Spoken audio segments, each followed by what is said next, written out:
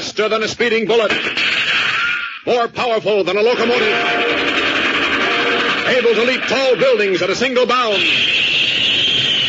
Look, up in the sky. It's a bird. It's a plane. It's Superman. Kellogg's Pep. P-E-P, Pep. Kellogg's Pep, the Sunshine Cereal, presents The Adventures of Superman.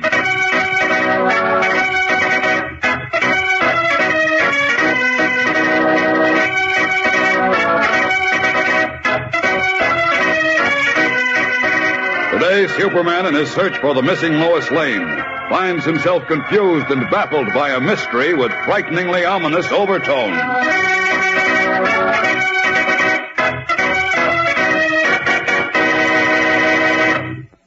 Hello there, gang. This is your pal Dan McCullough. You know, it's only once in 1,000 years that someone comes along with such exciting prizes as those comic buttons Kellogg's Pep has been putting out. And now that you've got a brand new series of 18 new buttons to collect, boy, that multiplies your fun over and over, because it's such a swell surprise finding a button every time that you open a package of Pep. And they're such swell prizes. Why, these new comic buttons, all 18 of them, are colored up bright as anything. They really show up when you pin them on your jacket or your dress or cap. And they're true-to-life pictures, too. The little Moose and Spud and Corky and Superman look just as real as they do in the funny papers. Yes, sir, you'll get a kick out of collecting this brand-new series of Pep comic buttons. And you don't have to spend any of your allowance to do it. No, sir, you don't even have to send in a box stop. You just ask Mom to keep stocked up with plenty of Kellogg's Pep. That's right. You can't buy these new comic buttons, but you get one as a prize in each package of that Sunshine cereal, Kellogg's Pep. The whole wheat flakes that taste so good and sunny that, well, you come a-running to breakfast. So be sure to remind Mom to get you some P-E-P, Kellogg's Pep. And now, the Adventures of Superman. When Editor Perry White assigned 3 consecutive out-of-town correspondents to cover what appeared to be a simple story of an unusual drought in Freeville, and 3 times his assignment was rejected with no explanation, he hit the ceiling. After listening briefly to his furious rantings, Lois Lane requested the assignment. Editor White refused, told her this was apparently a man's job, and ordered her to get hold of Kent, who was at that time visiting in the hospital with Jim Olsen. But ignoring his protests, the girl reporter dashed out of the office after saying, "Have no fears, Chief. I'll find out what's cooking in Freeville and bring you back a bang-up story." The following day, White received the first of a series of telegrams from Lois. This one, which he read with satisfaction, said, No rainfall here in 26 days. Extremely unusual situation for Freeville area at this time of year. Native farmers panicky. Reaction to drought from members of newly established veteran farm community is high. Facts should make sensational story. More later. Lois. Now we're getting someplace. But a short while later the same day, 3 more telegrams arrived from Lois in rapid succession, each one more cryptic and disturbing than the other. As our story continues now, Clark Kent has just rushed into White's office in response to an urgent summons from the editor. Listen. What's the matter, Chief? What's up? I don't know, Kent. I don't know. Maybe you can tell me. Well, give me some idea of what's biting you, and maybe I can help straighten you out. These telegrams from Lois. That's what's biting me. I noticed she wasn't in the office. Where is she? In Freeville. What's she doing there? Covering a story, of course. Well, what else would she be doing Wait a there? minute. We don't have to snap my head off. I just asked... I'm sorry, Kent. I'm sorry. I'm upset. I had a feeling I shouldn't let her go, but she talked me out of sending you. She did, eh? And dashed off before I could do anything to stop her. And now I'm afraid... Well, wait a minute, Chief. Let's start from the beginning so I can have some idea what this is all about. Well, it's these blasted telegrams she sent. All right, forget them for the moment. What's going on in Freeville? No, I wish I knew. Well, what story did she go out there to cover? Well, here's the story, Kent. A few days ago, I noticed a small item in our wire service reports about what appeared to be an unprecedented drought in the Freeville area. Oh, what's so sensational about that? It's very unusual out there. Hasn't happened in heaven knows how many years, and particularly at this time of year. I see. And what makes it even more important is the new Veterans Farm Community Project that's just been established out there. Oh? Vets, just set up on farmland, facing ruin in their very first seasonal operation. Oh, what a tough break. Yes, it sure is. Well, I wanted a feature on that, so I assigned a correspondent near Freeville to cover it for us. And the next day, he turned the job down. What? That's not all. I gave the assignment successively to 2 other out-of-town correspondents. Each of them accepted, and then, within 24 hours, they turned it down. But why? I don't know why. But Lois was here when I received the third turn down and hit the ceiling. Where was I? At the hospital, visiting with Jim. Oh. I told her to get you, but she took the bull by the horns and hightailed it out of here before I could stop her. That's just like her. Well, this morning I get a wire from her indicating that she's on the trail of a good yarn. Mm-hmm. And I thought everything was okay until a few hours after that, I was handed the first of these 3 wires, all of them arriving within 2 hours. Let me see them. Oh, here. See if you can make any sense out of them. There's the first one. Sent out at 11:15 this morning. Believed necessary to remain here longer than first anticipated. Lois. Well, what's wrong with that? Nothing. Except I didn't want her to take time enough to write a book. All I wanted was a Sunday feature story. No, but it takes time to collect facts. Okay. I was willing to accept that until I read the second one. Second one, that's the one wired at 12:10? Yeah, that's right. Read it. Awaiting orders to leave Freeville at once. Now, what in blazes does that mean? First, she asks for more time, then she wants orders to leave. This is confusing. Well, that's an understatement. But if that baffles you, read the third and last wire I've received so far. Go ahead. Go ahead. Let's see. This one was dispatched at 1:10 this afternoon. It's an hour after the second one. That's right. It says, urgent and imperative, you wire me to return home at once. Great Scott. Yeah, how do you like that, huh? Well, I don't get it. It doesn't sound like Lois at all. It certainly doesn't. And maybe the run-in she had with that Zara character affected her head. No, Chief. It sounds mighty like there's something very fishy going on in Freeville. I think I better hop out there and see what's going on. Now, you wait a minute, Kent. But, Chief, I'm not going to have my 2 best reporters out on one story that even Jim Collins could cover. Jim Olsen, you mean? Jimmy Olsen, yes. Olsen. Well, what about Lois? Yes, you said Collins. I'm so excited. Well, what about Lois? She may be in trouble. Well, she's a big girl and she can take care of herself. Besides, going out there was all her own idea, so she can work it out herself, and that's final. Okay, you're the boss, but I can't help feeling a little worried about her. Oh, forget it. I'll get going on that Sunday feature story about phony steers and fortune tellers.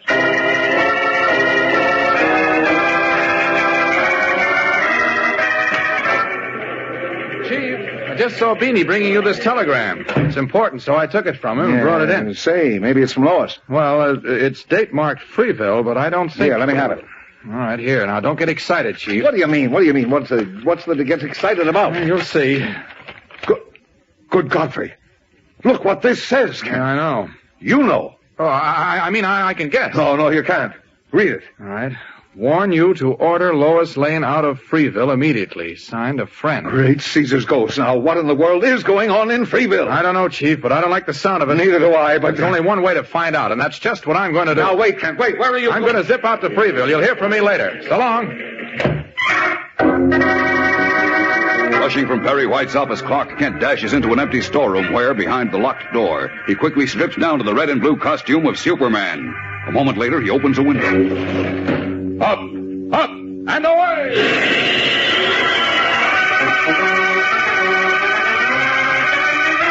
Zooming up into the sky, the Man of Steel takes a bearing from the sun, then streaks westward with the speed of light toward Freeville. At the same moment, Lois Lane, unaware of her friend's concern for her safety, is in the telegraph office in Freeville, where she is unsuccessfully trying to draw out the taciturn telegrapher, a stooped, elderly man with a white walrus mustache. Now, look here, Mr. Sykes. I'm sure if you wanted to, you could tell me a lot of interesting things about what's happening here in Freeville. Couldn't you? Don't know nothing. Oh, that's what you've been saying for the past 10 minutes. But I could make it very much worth your while. I'm quite willing to pay for any information. Don't know nothing. Oh, well, I guess it's Excepting one thing. Yes? Eastbound express due to go through here about 3:45. So what? Could flag her down to stop for you. No, thanks. I'm here to get a story, and I'm sticking until I get it. Train's a streamliner. Get you back home fast. Sorry, not interested. You're making a mistake, miss. Why? What's behind all the feeling that's so high in this town? Why does everyone refuse to talk? Why do they change the subject every time I mention the drought? In short, what's going on here? Don't know nothing. Except 'tain't healthy here. Why? Is there some fatal disease in Freeville? Maybe. Oh, rubbish. Just the same, I warn you. 'Tain't healthy here. Especially for strangers. That's all I got to say.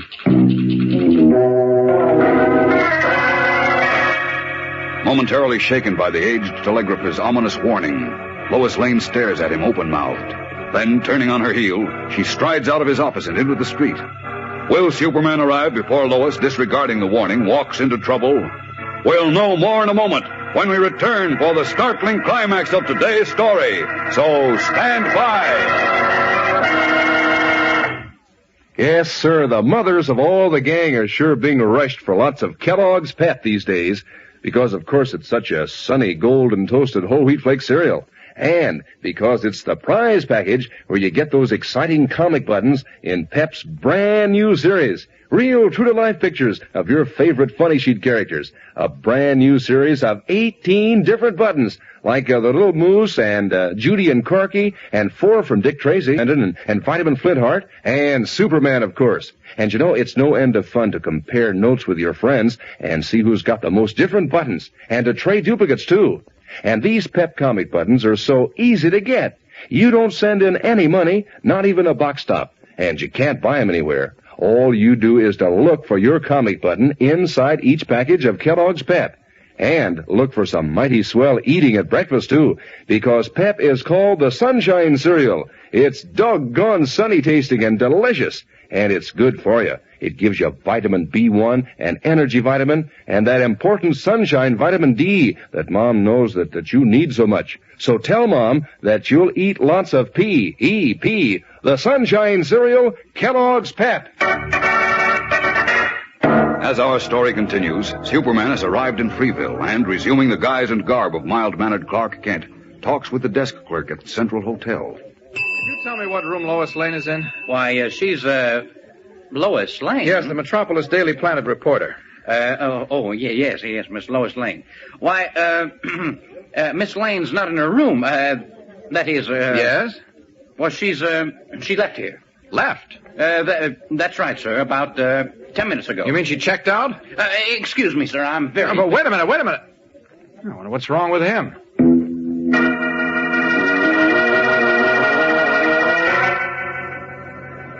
Taxi, mister? Well, that depends. Tell me, did you by any chance pick up a young lady from the Central Hotel? Well, I don't know. She's dark, rather pretty, and... Oh, you mean that newspaper gal from Metropolis? That's right.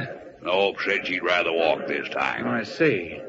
Any idea where she went? Mentioned something about going down the telegraph office at the depot. Want me to take you there? Yes, I would. Right. And make it snappy, please. Hang on.